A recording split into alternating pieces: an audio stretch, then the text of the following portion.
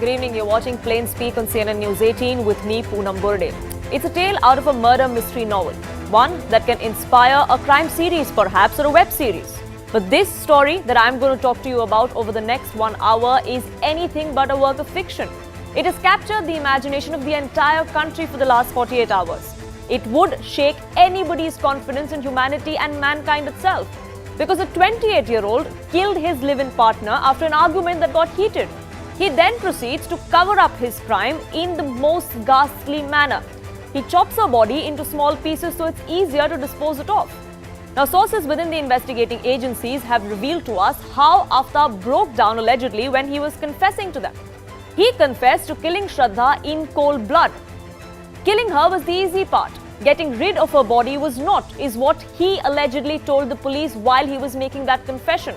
Now that's the extent of how spine-chilling this entire case is.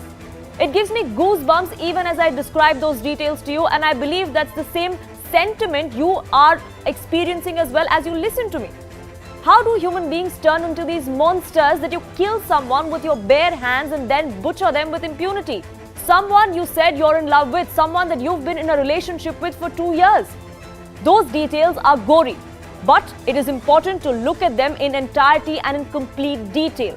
Let me break it down for you viewers, because this is a murky murder mystery. Now, there are many things that we know, there are many things that are yet to be ascertained. For example, we do know that the couple, which is Aftab and Shraddha, eloped to Delhi. Shraddha wanted marriage. Now, what is yet to be ascertained is that if moving to Delhi was a part of Aftab's conspiracy to eliminate her, or was this a planned murder and not a heat of the moment, a heat of the passion crime really?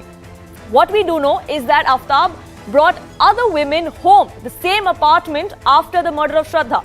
What is yet to be ascertained is if Aftab had an accomplice in this entire gruesome crime. Another fact that we do know is that Aftab strangled Shraddha after a heated argument. That happened on the 18th of May. That was the day she breathed her last in the place she called home with Aftab. What is yet to be ascertained if this was a crime of passion or a planned plot, one that was meticulously planned in the mind of a killer, a psychopath no less.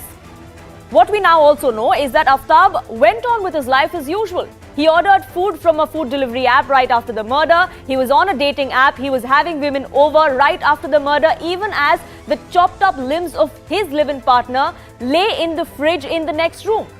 What is yet to be ascertained is if Aftab confided in someone about it and that someone acted as an accessory after the fact. All of that is going to now be investigated by the police, and those dots will be joined. It is the untold story of Shraddha's murder that we are exploring here on this edition of Plain Speak. But take a look at what exactly has transpired through the last 48 hours.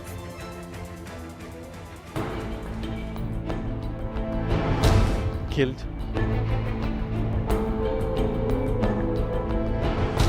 chopped, and then dumped. The bone-chilling murder of Shraddha Walkar has sent shockwaves across the nation. Aftab श्रद्धा क्यों मारा? श्रद्धा को क्यों मारा? आफ्ताब जवाब दो। आफ्ताब क्यों मारा? आफ्ताब क्यों मारा? आफ्ताब श्रद्धा को क्यों मारा? Aftab? As Delhi cops joined the dots and tried to reveal the mystery in the gruesome murder. CNN News 18 team hit the ground and investigated this multi-city crime horror.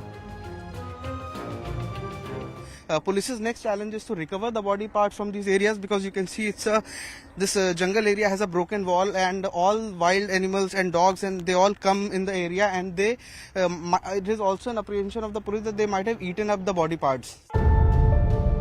Shraddha was reportedly strangled to death on May 18 in Aftab's flat in the Chhatarpur area. The accused allegedly brought a new fridge to store the body parts of Shraddha.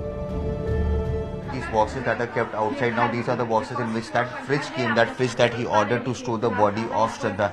And even if you see inside the house, inside their house, the house is very, very minimalistic, and it doesn't seem that a woman would also be living in this house. Our team also visited the residential society where Shraddha used to live with her father in Maharashtra's Vasai. What we have been told at this point is that it's been 15 years since they've vacated this place. They have moved to another residence, and there is no contact with the family at this point. One close friend of Shraddha revealed to News18 that she wanted to come out of her relationship with Aftab. He was abusive but wouldn't let her go, blackmailed her emotionally. Crime scene सुनने में आता है तो फिर ये शक होता है कि क्या ये कोई अल्टीरियर मोटिव था आफ्ताब का कि वो इन्फ्लुएंस करे श्रद्धा को इस तरीके से. फिर ये जो क्राइम है आज तो ये मन में सवाल होता है कि कैसे कोई इतनी बड़ी दरिंदगी कर सकता है. तो श्रद्धा डरती थी कहीं ना कहीं. श्रद्धा ने हमें यह भी बताया था कि वो इस रिलेशनशिप में नहीं रहना चाहती, वो बाहर आना चाहती है. This cold-blooded crime of passion has triggered nationwide outrage, with people demanding that Aftab be hanged to death. Shraddha was chopped into 35 pieces before being disposed of like her life meant nothing. The murder has left the entire nation numb. Bureau Report, CNN News 18.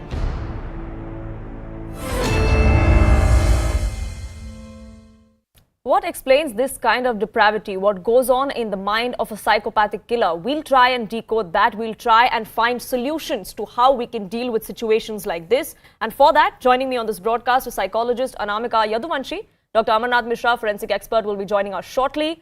Former ACP of Delhi, Ved Bhushan, is also with us. Social activist and author Tahira Hassan also joins me, and Deshratan Nigam, a lawyer and political analyst, also on this broadcast. But I'd like to begin with the psychologist on the panel, Ms. Yaduvanshi. It's something that we have... it's something we would have never imagined. A 28-year-old not only killing someone with bare hands and then chopping the body off meticulously in the home he lives in, keeping the body parts in a fridge for 18 long days, systematically then leaving every single night at 2 a.m. on the dot with one body part each, throwing it across a broken wall in a forested area, and then coming back and perhaps having a good night's sleep.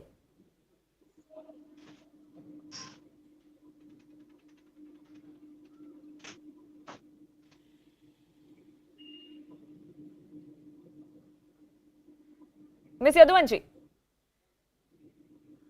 Yes, Poonam, it is a brutal act. And the whole nation is shocked to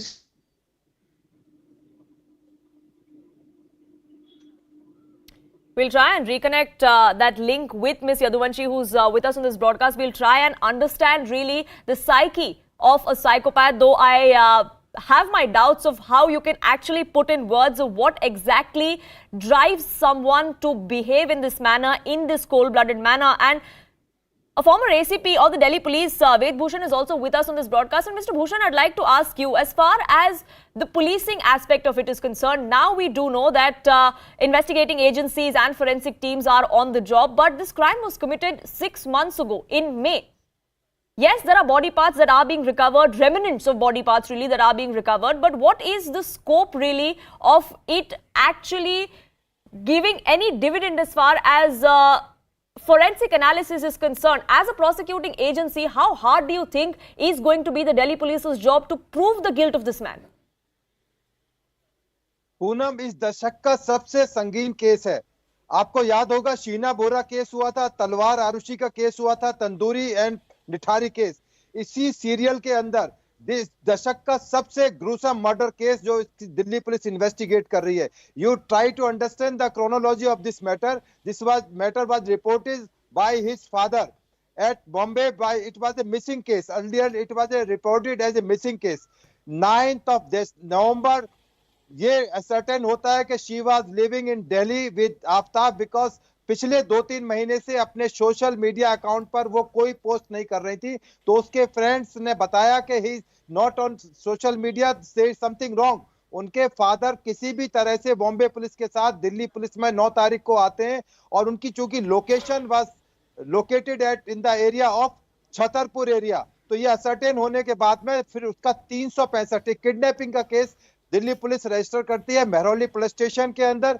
Later on the next day, when thorough interrogation was made of Aftab, initially he was bullying the police. वो police को बहुत तरह के बहाने दे रहा था, बोला था I don't know the Shraddha, but ultimately जब उसको ग्रिल किया गया, पुलिस ने अपने तरीके से उसको इंट्रोगेट किया, then it was revealed that she was murder.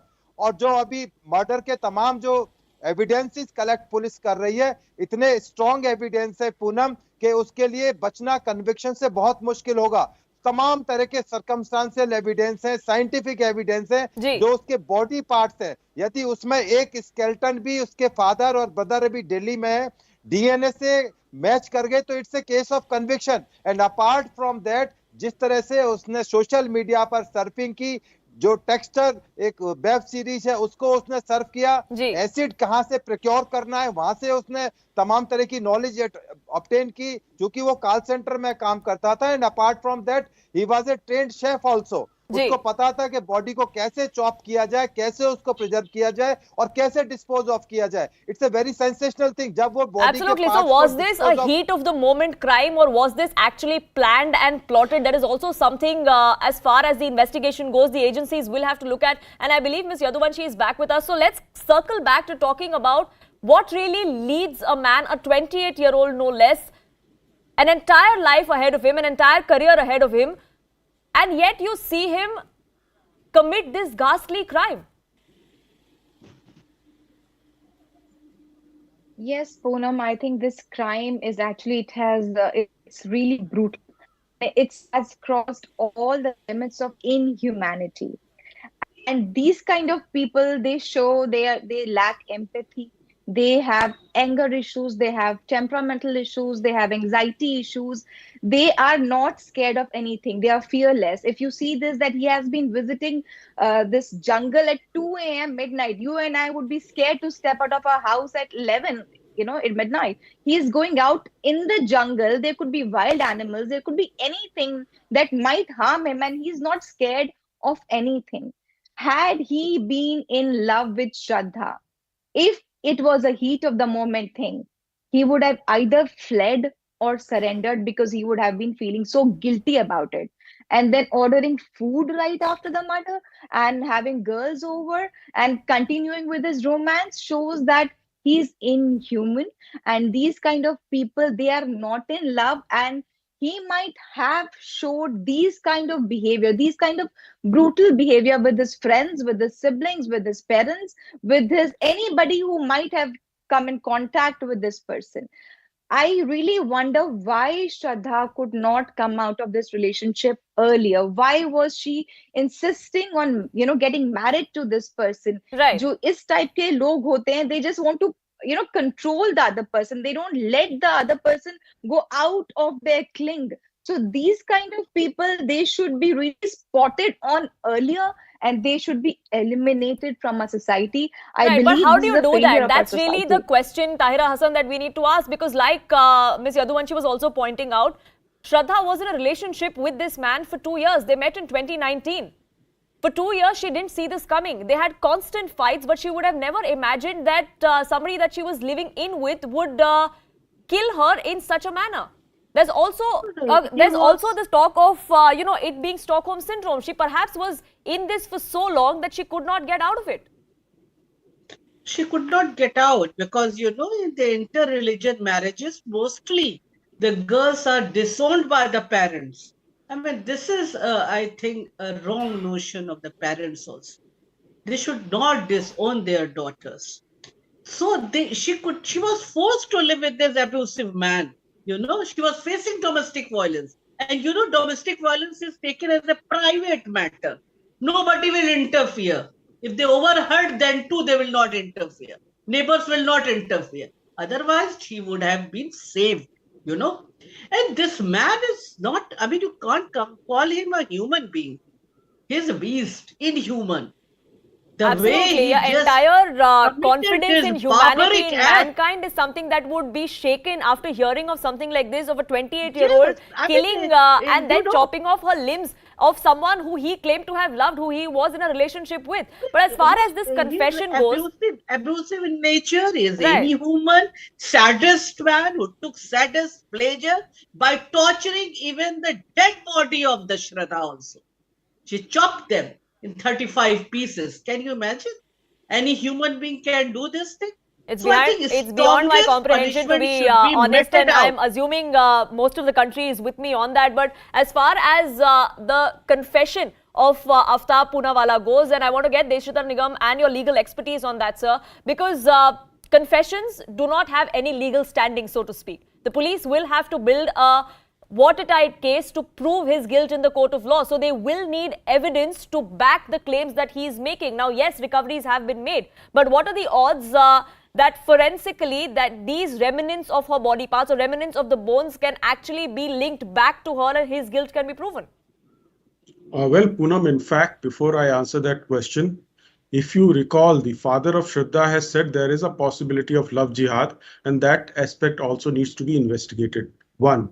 Secondly, whether this is Aftab's first murder or not, that also has to be investigated. His entire previous life history has to be gone into, and what all he has done, because there could be a possibility, if he's a psychopath, if he is not being able to, think rationally and then, committing such kind of grisly and gruesome murder, there could be other victims as well. Now, coming to your legal question, this is absolutely important because this statement which has been given to the police is not admissible in evidence. If it was given to the judicial magistrate, then it would have been admissible in evidence, but I believe it is before the police. And the police has to build a very watertight case. Whatever has been recovered or any other circumstantial evidence has to be proven beyond doubt. The DNA has to be matched. That sample, the recovery of the flesh or body parts that has been made has to be matched with the DNA of the parents or the brother, whoever is available. Yes, if you look at the entire chain of events, this appears to be not a sudden murder, but a pre-planned and premeditated one. Clearly, the girl wanted to come out of a relationship. She could not. Her friends have clearly said so. Therefore, she did make an effort to come out, but she was not allowed to. Therefore, there is an element of pre-planning and premeditation. And secondly, the way the evidence or the body has been disposed of by chopping pieces, and also the way the evidence like blood and other things have been removed, it appears to be done by a professional murderer. It cannot be done by an ordinary person. This is my experience as a lawyer. And therefore, the entire life history of this person has to be gone into. If there are other victims, there could be a possibility of other victims, and that police has to go very deep into it. Also, if there are any accomplices, because this went on for 18 long days where body parts were kept in his refrigerator and one by one he would take them and dispose them off. Yes, absolutely. And then at the same time, getting girls into the apartment and continuing his relationship, keeping the head in the fridge and seeing that head also. And then, shifting it to the cupboard. This is one of the most heinous and grisly crimes I have ever come across. And this person needs to get death penalty, and this case has to be fast tracked.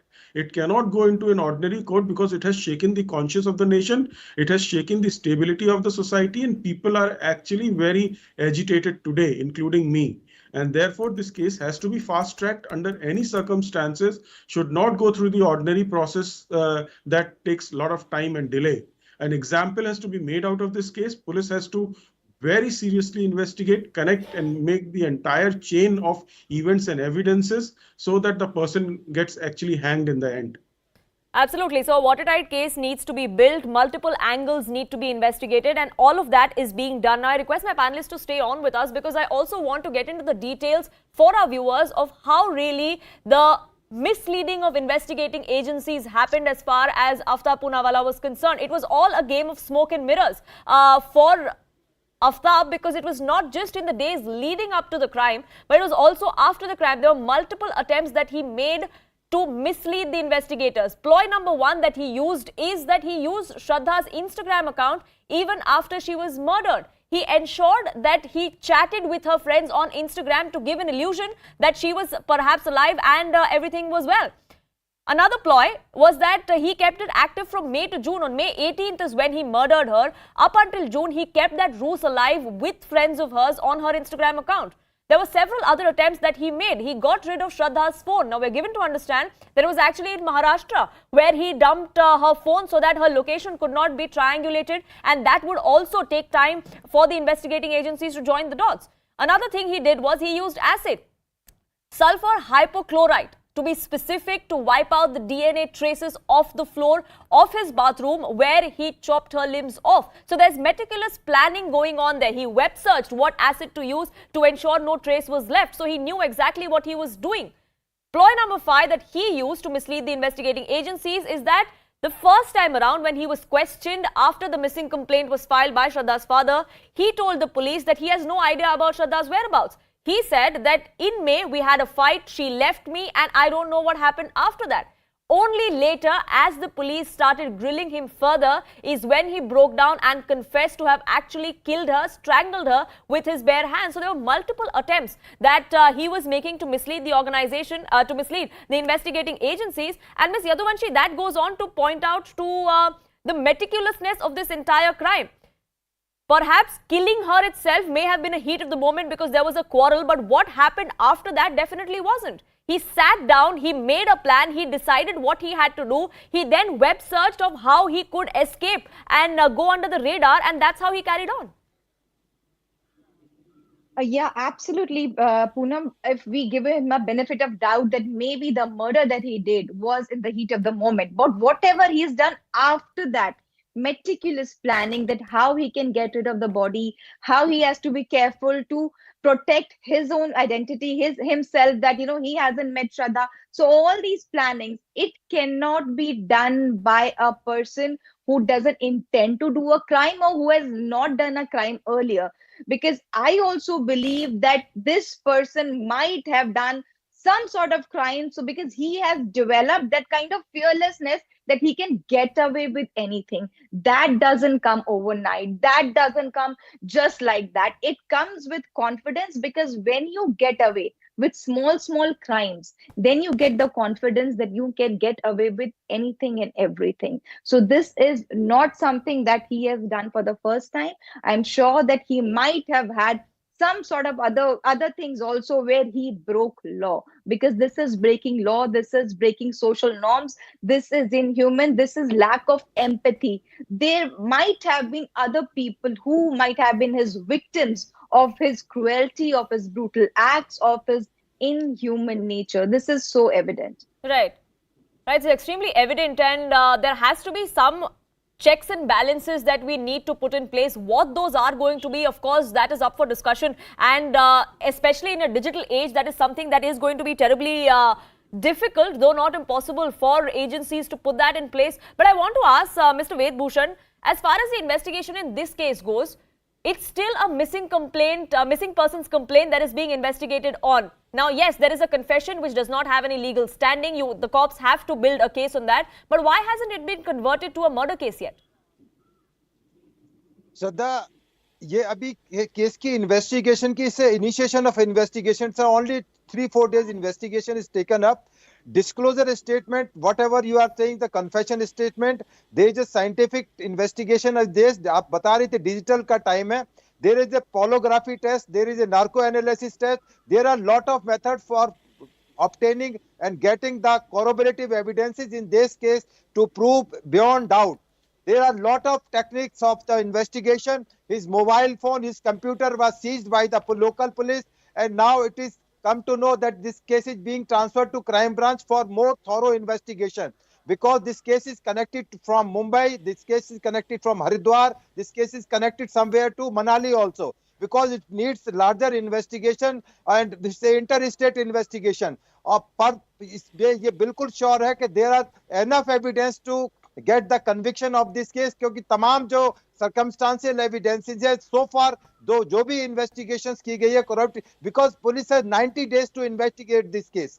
जो देश का कानून है CRPC, it says, Mr. Nigam can tell you very well, 90 days तक police can investigate this case, because lot of CFSL's report will come in this case, or different types of reports are yet to become. अभी जो 35 pieces थे only 12 were recovered, other जो pieces हैं वो उनको ascertain करना है where he throw. तो let us wait for the investigation is completed, charge sheet may be come to the court, then all things will come on the surface, and then we can analyze what the investigation says, what lapses were there. But it's a initiation stage, बिल्कुल शुरुआती stage है. अभी किसी conclusion पर पहुंचना ना आपके लिए ठीक है ना मेरे लिए ठीक है, क्योंकि अभी तमाम ये चीजें पब्लिक डोमेन में है. बहुत सारी चीजें पब्लिक डोमेन में पुलिस इन्वेस्टिगेटिंग एजेंसी नहीं ला सकती in the interest of the case. But मैं आपको बिल्कुल अश्योर करता हूं, निगम साहब के पेन को आप समझिए. उन्होंने किस तरह से बताया कि हम सब चाहते हैं कि केस उस तरह से ना जाए जिस तरह से और केसेस चले जाते हैं. इसलिए वी मस्ट इंश्योर के कन्विक्शन में केस टर्न हो, तमाम तरह के एविडेंसेस इकट्ठे किए जाए इस केस के अंदर, क्योंकि जितना भी हिंदुस्तान है आज तमाम इस केस को देख रहा है. और दिल्ली पुलिस का जो प्रोफेशनल जो एक कंडक्ट है वो बिल्कुल स्टेक पर है. यदि कोई भी छोटा सा भी ब्लंडर हुआ it will a big mistake. तो तमाम उम्मीद रखें कि शायद एक बहुत अच्छी इन्वेस्टिगेशन, क्योंकि 2 दिन के अंदर केस को वर्कआउट करना, दिल्ली पुलिस के पास जब केस आया तो कहीं ना कहीं दिल्ली पुलिस के लिए एक बहुत अच्छा तो नहीं कह सकता, पर absolutely the task is daunting. There are many challenges as far as this particular case is concerned, and Tahira Hassan, this also will have to serve as a precedent for the investigating agencies, for landlords that are giving out their homes to tenants about verification, and that they have to do it. They have to ensure some amount of monitoring is done, because for 6 long months something like this cannot be going on under everyone's nose, and you have absolutely no idea. There also have to be some checks and balances, like I was saying, in this digital world, because many number of times, not just on dating apps, but even otherwise, we've seen several phishing attempts that have been made, several attempts to lure women that have been made. It is up to the security agencies and perhaps the government of the day as well to come out with a stronger policy and checks and balances as far as digital apps and websites are concerned. Of course, this investigating agencies and especially the police must collect whatever evidences are there. They should collect it properly, because those evidences will be produced in the court, and the honorable court will give the judgment on those evidences also. But I have faith in these investigative agencies, because we have seen in the case of Nethari case as well as the Dur case. So I believe that investigative agencies will work out this thing. We must give them a time and trust and see that. But I believe that this case is comes in the category of the rarest to rare, you know. So it should be redressal of such cases should be through the fast track court within the limited time, so witness will not get his hostile, and this type of criminals will not get away after committing heinous and barbaric act. So I think now it depends totally on investigating agencies, right? What they are going to collect and how they are going to collect the evidences and produce it into the court. That is most important. We want justice only for Shraddha. You know, and the strongest punishment must be meted out to this man. Is inhuman man. Absolutely, which is also why calls are being made for a death sentence to him, because this would definitely come under the category of the rarest of the rare cases, and that is something that the court would look at. But as far as the investigation goes, and Deshrata Nigam, you also spoke of the love jihad angle and how that needs to be investigated if a thorough probe is required in this entire case. Now it's something that even the family has said, forget the politics of it and the BJP getting into it, but the father of Shraddha also said that we did not approve of the relationship. From what we understand, neither did Aftab's family. Yes, in fact, there appears to be some kind of a suspicion right from the beginning in the minds of Shraddha's father. And that was something which probably, and she went against the wishes of her parents, because they were not in for such kind of relationship. Probably the sixth sense told them that there's something wrong, and they have proven to be right. And therefore, as rightly pointed out by one of my co-panelists, that parents need to be very sensitive about such issues. They have to take the girls into confidence and do some kind of counseling at home also. I mean, you cannot bulldoze somebody's will. At the same time, you need to sensitively handle such matters. So it is absolutely important for the parents to give a lot of thought to this kind of issues. Otherwise, let's hope someone else does not become Shraddha. And at the same time, so far as the entire issue is concerned, the thorough planning, both prior to and afterwards, clearly shows that it's not a sudden crime of passion. It is a very thought of crime where all efforts have been made even prior to that, not to allow that person to leave the relationship. Continuous torture, as her friends have said. She wanted to come out of the relationship, but was not allowed to or could not because of some kind of a fear or threat. And certainly the conduct of the accused here after the murder, the grisly manner or barbaric manner in which it was done, the way the evidence was being destroyed in a professional manner, it clearly shows, and as the psychologist also on this clearly said, one does not reach this stage of confidence of murdering somebody with thorough planning and destruction of evidence without having done so in the past over a period of time.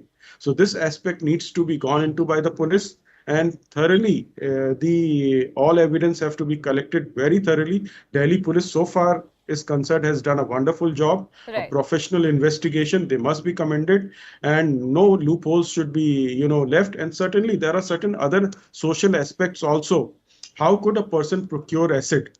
There should be a law that only professional chemists can take it, or somebody who is involved in that particular trade of using acid should get it after thorough verification of identification and proof.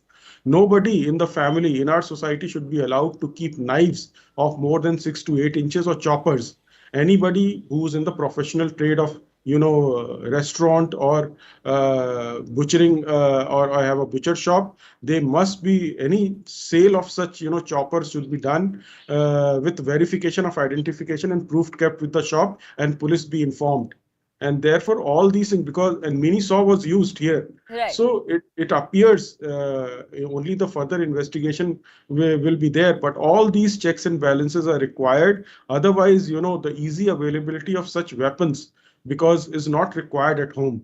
You don't require a big chopper at home, because all this needs to be considered by our parliament, and accordingly a law needs to be changed on this subject. Absolutely. Better checks and balances needs to be in place. There have to be better monitoring systems. Our intelligence agencies, our investigating agencies need to be armed with those kind of methods to deal with cases like this, so that we do not see it, because clearly this is a rarest of the rare case, and this is something that we haven't seen at all, one of its kind in the recent past, but it should serve as a lesson for the future. And I thank all my panelists for joining us here on this broadcast. Even as we try and decode what the psyche of a man like Aftab Poonawalla is, we are getting more information as far as the investigation goes, which is only gathering steam now.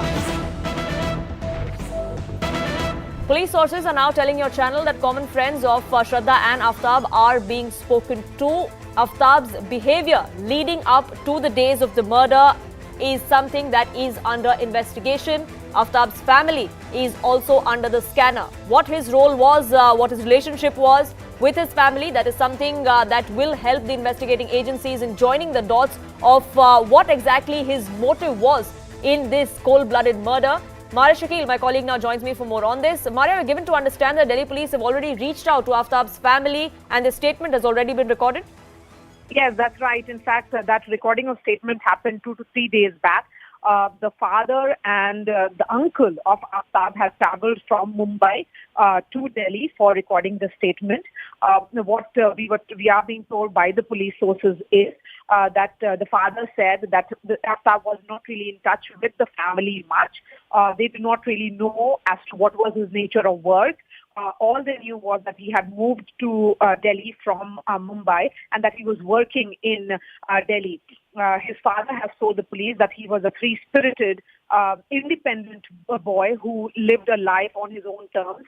And as far as the common friends are concerned, Poonam, what we are being told by the sources in Delhi police, that common friends of Shraddha and Aftab are being contacted to understand the behavioral pattern, that what made Aftab so violent, because much before the murder, in fact, Shraddha had communicated to some of her friends and also to her father that Aftab was abusive and that she wanted to come out of this toxic relationship. But of course, because he emotionally blackmailed her, and instead of walking out of the relationship, he forced her to travel with her to several hill stations before they finally came to Delhi, and then Shraddha was killed.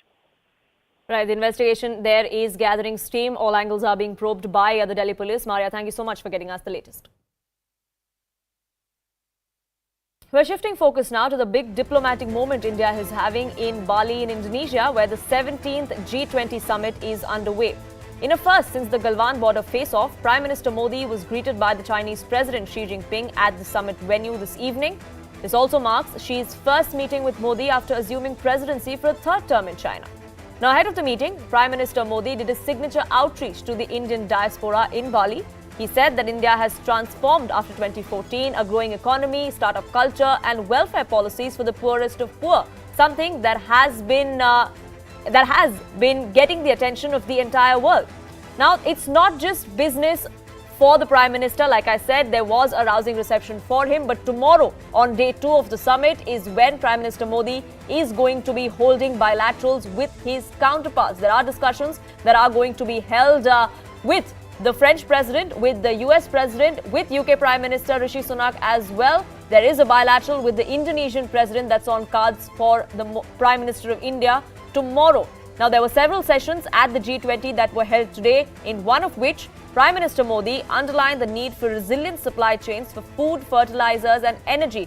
But the most important bit that came to the fore, that also finds mention in the joint statement that came out later on, is the mention of the Ukraine-Russia war, where Prime Minister Modi said that nations must find a way to cease fire and peace in Ukraine via diplomacy, and that really is the need of the hour. But listen in to what Prime Minister Modi had to speak of at the diaspora event, where he spoke of shared history and relationship between India and Indonesia. Indonesia से सीखने के लिए भारत के पास बहुत कुछ है, और अपनी 75 वर्षों की विकास यात्रा से भारत के पास भी इंडोनेशिया को देने के लिए बहुत कुछ है। विश्व की अनगिनत कंपनियां ऐसी हैं, कई बड़ी कंपनियां ऐसी हैं जिसके सीईओ भारतीय मूल के हैं। आज दुनिया में जितने यूनिकॉर्न बनते हैं ना, 10 में से 1 यूनिकॉर्न भारत का होता है। 2014 के पहले और 2014 के बाद के भारत में बहुत बड़ा फर्क जो है, वो जो बहुत बड़ा फर्क है, वो मोदी नहीं है, वो बहुत बड़ा फर्क है स्पीड और स्केल में। Abhishek, my colleague, joins us live from Bali, where the day's events have all wrapped up. It is going to be a big day in terms of business for the Prime Minister tomorrow, because there are back-to-back bilaterals that are slated, Abhishek. Okay, so of course tomorrow is going to be a big day for Prime Minister Modi, because he's going to have multiple bilateral engagements, starting with the Prime Minister Pedro. He'll be also meeting Italian Prime Minister, Australian Prime Minister, and also he will have lunch with French President Emmanuel Macron. In the morning, on tomorrow morning, Prime Minister will be having a visit to the nearest mangrove forest also. That is a part of this whole climate talk that is being discussed at the summit, because mangrove forests across the globe have been threatened with this global warming, because they are going to be the first casualty. So the whole ecosystem of mangrove forest, how should it be protected, and what has actually happened over the last few decades to these mangrove forests is a symbolic indication that can actually happen to the larger part of the world if the global warming is not contained. So starting from that, Prime Minister is going to have engagements over the course of the day. Today was a big day because not only Prime Minister shared his views on 2 major aspects that the world is actually currently discussing. One was the food security, energy security, and there was the health sector, how to create a resilient and a strong and robust health infrastructure. During the evening, like just few hours from earlier, Prime Minister was attending a gala dinner where all the leaders of G20 were invited, and we have all seen the pictures of Prime Minister greeting, shaking hands with Chinese President Xi Jinping and greeting, exchanging some words. This is probably one of the first proper meeting that we can say that has happened between the two premiers, Prime Minister Modi and President Xi Jinping, ever since the Galwan crash has happened. And India and China are willing to engage with each other in the times to come. Right, this was an informal meeting between Prime Minister Modi and President Xi Jinping. Now, tomorrow is it's all business for the Prime Minister, with not just the G20 handover happening for the presidency for next year, but also with the bilaterals. Are we going to see a pull aside with the Chinese president tomorrow? So this is yet not confirmed, because something that we have seen just in today's evening is a big achievement, because these two leaders have not been very much in the talking terms. There has been some casual, virtual conferences, or they have also shared a table under the one roof at SU Summit level talks in Samarkand recently. But in fact, at Samarkand also there was no first-hand greeting exchange that were actually reported that these two leaders have had. But this is the first time at G20 G20 Summit level talks that Prime Minister Modi and President Xi Jinping could be seen shaking hand and greeting each other. There was exchanges for a few seconds also, where they might have asked each other a few questions. So this is probably an indication that these two countries may be engaging in a more comprehensive way, in a more mature way in the days to come. But for that, we'll have to wait, because for G20, which was until now being considered as one of the most strained G20 ever happened because of the Russia-Ukraine conflict, Taiwan crisis, has actually given two positive takeaways. One was President Biden and Xi Jinping's meeting, which has also helped ease tension in Taiwan Strait and create some larger dimension, the discussion on larger dimension of world politics and world geoeconomics. And the second one is that Prime Minister Narendra Modi having some informal moments with Chinese President Xi Jinping. And these two meetings are actually going to ease a lot of tension. A lot of strategic smoothing is going to happen across the world with these two meetings. Right, so all that is going to happen tomorrow. The official handover for India's presidency for next year will also happen tomorrow. But like they say, pictures speak 1,000 words, and the pictures coming out from Bali definitely speak of India cementing its position as someone who's heralding or who's changing the global narrative, a global unifier, so to say. And we'll keep a track of all that coming in from Bali at the G20 Summit. Time now for a quick break.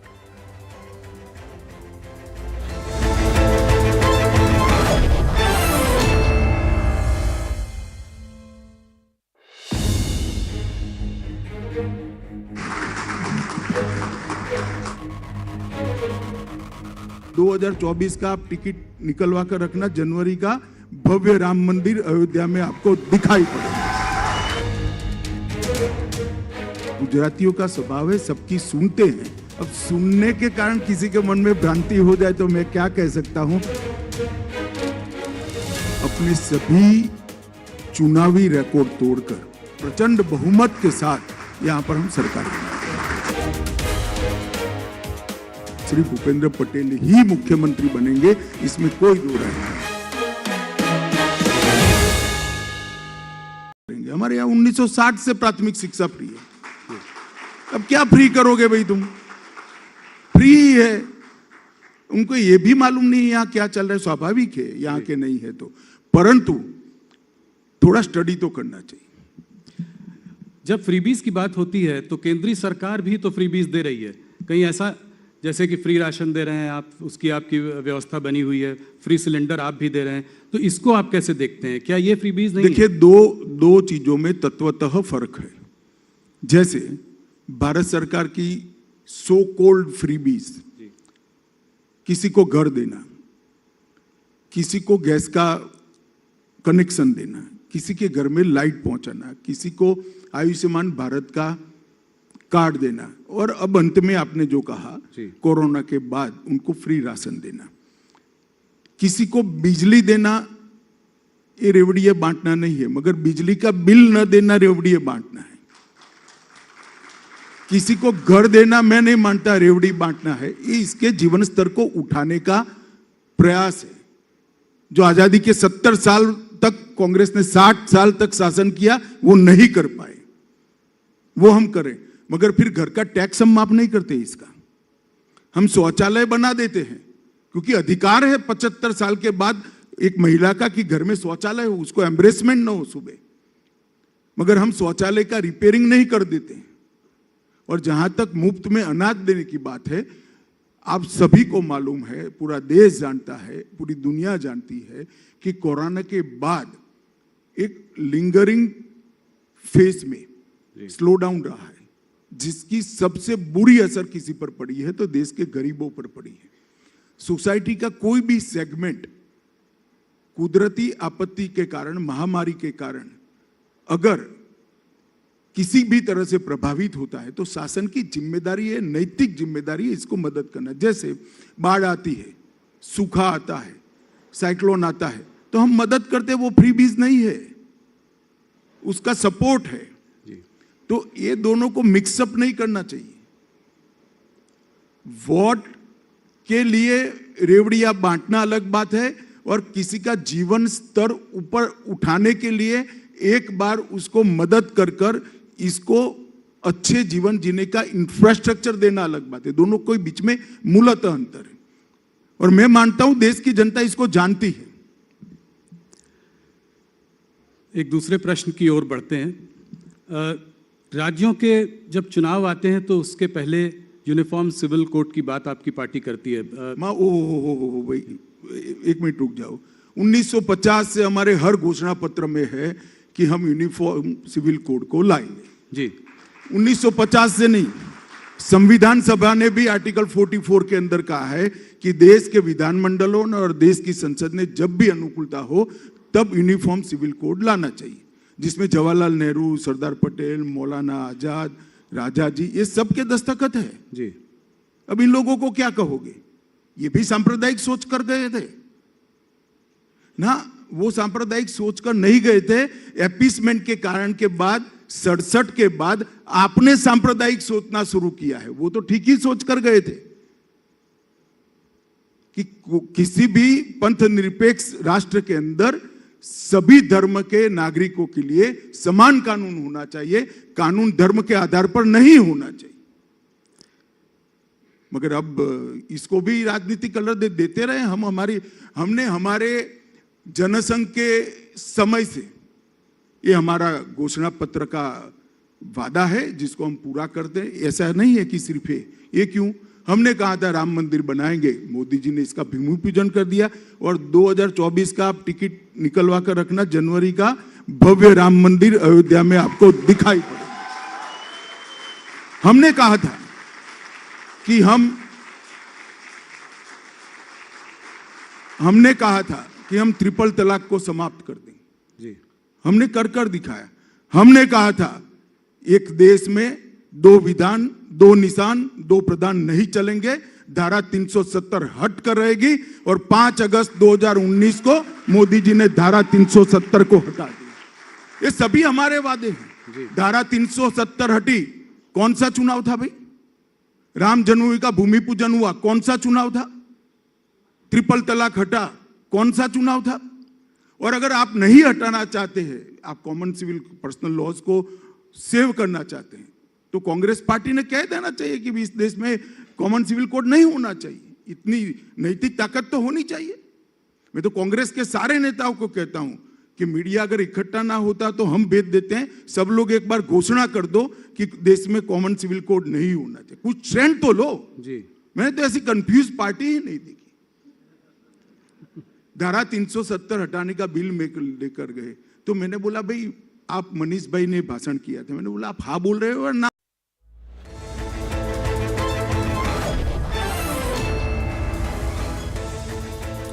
Welcome back and thank you for staying with us. Let's get you up to speed with all that's made news in the country and around the world today. Congress MP Rahul Gandhi slammed the BJP on the occasion of the tribal freedom fighter Birsa Munda's birth anniversary. Rahul Gandhi said that tribals are the original owners of the country and their rights come before anyone else. Gandhi alleged that the ideals of Birsa Munda were being attacked by the RSS and the BJP. एक तरफ से नहीं हो रहा है, चारों तरफ से उनकी सोच पर, उनकी यादगाश पर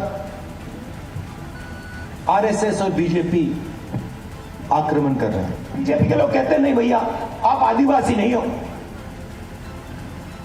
आप वनवासी हो।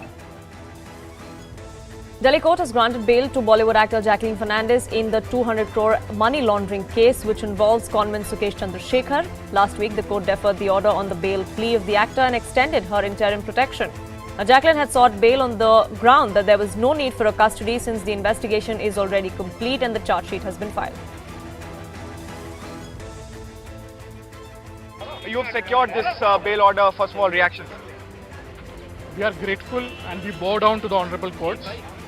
We laid down the law laid by the Honorable Supreme Court. We relied upon it.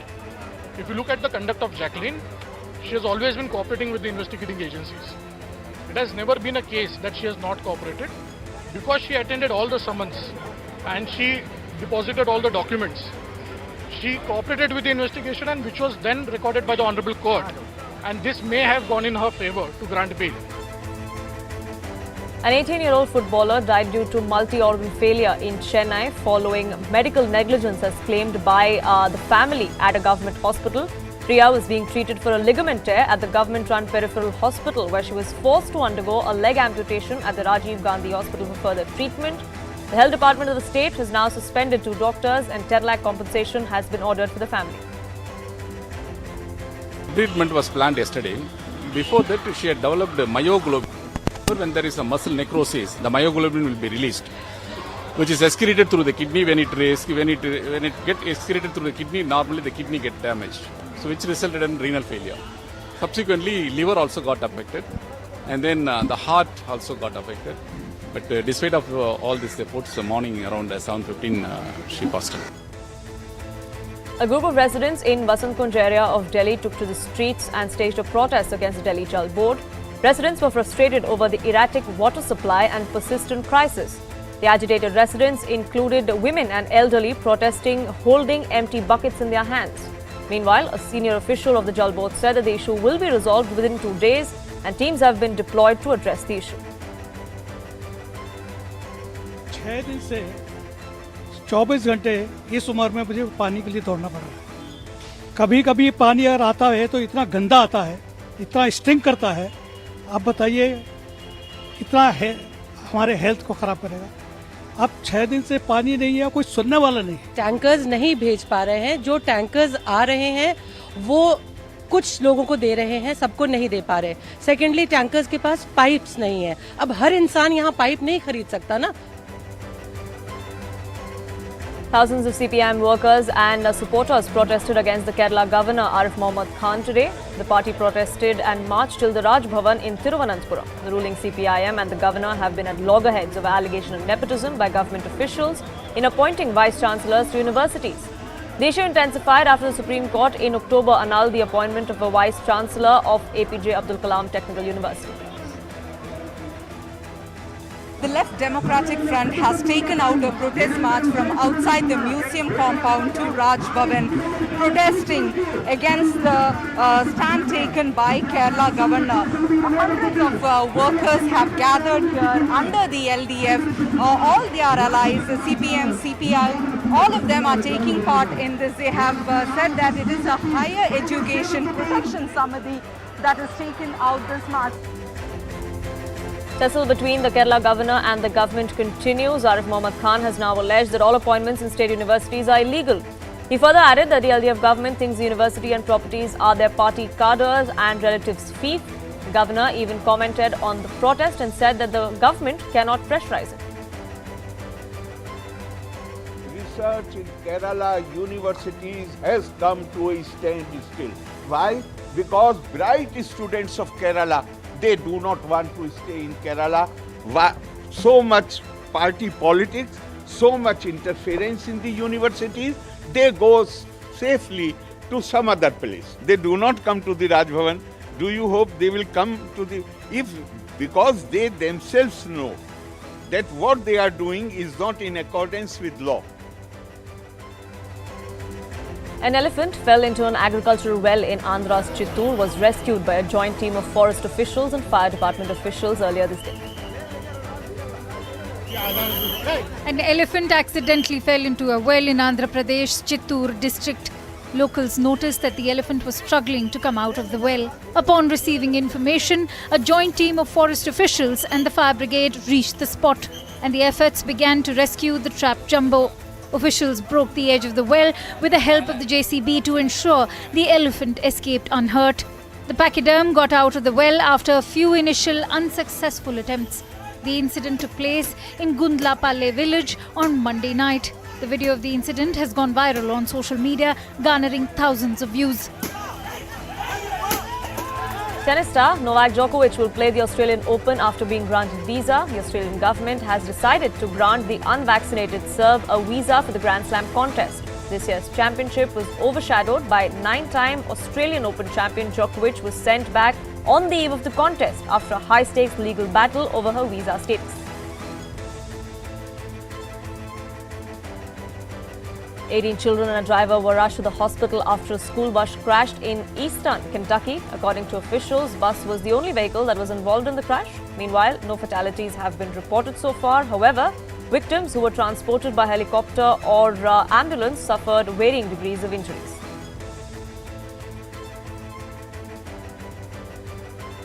A Palestinian killed 3 Israelis and wounded 3 others in an attack in a settlement in the occupied West Bank. The attacker was shot dead by a soldier, and troops were searching the area for additional suspects. No group has claimed responsibility so far, but Gaza's rulers, the militant Hamas group, hailed the attack as heroic. Israeli Prime Minister has sent condolences to the families of those killed. But that is a wrap from me on this edition of Plain Speak, but leaving you with visuals of a woman crying with joy as she welcomes her soldier grandson after Russians leave Kherson in Ukraine.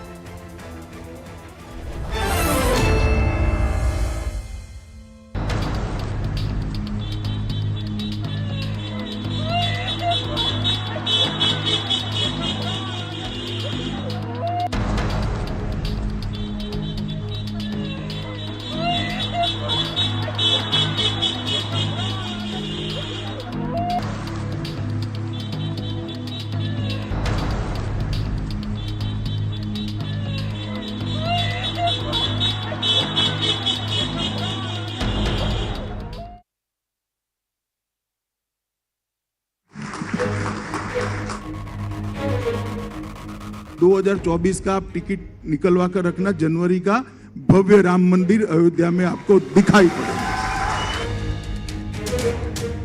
गुजरातियों का स्वभाव है सबकी सुनते हैं। अब सुनने के कारण किसी के मन में भ्रांति हो जाए तो मैं क्या कह सकता हूं। अपने सभी चुनावी रिकॉर्ड तोड़कर प्रचंड बहुमत के साथ यहां पर हम सरकार श्री भूपेंद्र पटेल ही मुख्यमंत्री बनेंगे, इसमें कोई दो राय नहीं।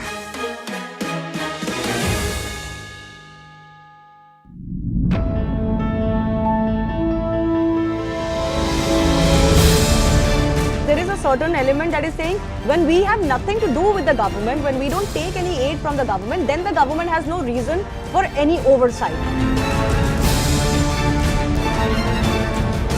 There was no objection as long as the Lotus is formed under the Congress government, but it's a problem the moment the BJP has Lotus as its symbol and Lotus then stops being a national flower.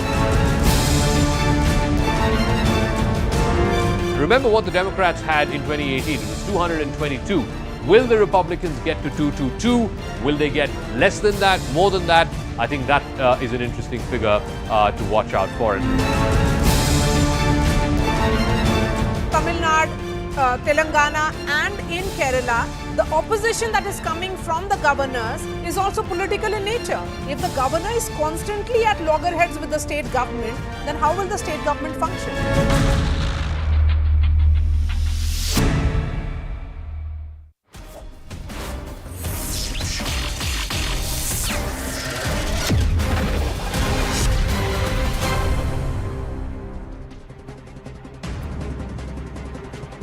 Namaste, Jai Hind, and thank you for joining us on this edition of The Right Stand. If I were to tell you, ladies and gentlemen, that in the last 8 years we have built as a nation 55,000 kilometers of highway, would you know it? But if I were to put that in perspective and say that is enough to wrap around the earth 1.5 times, does that not make you feel good? It makes us feel good as a nation, that we have been able to vaccinate the population of USA and the European Union put together 2.5 times. Does that not make us feel good?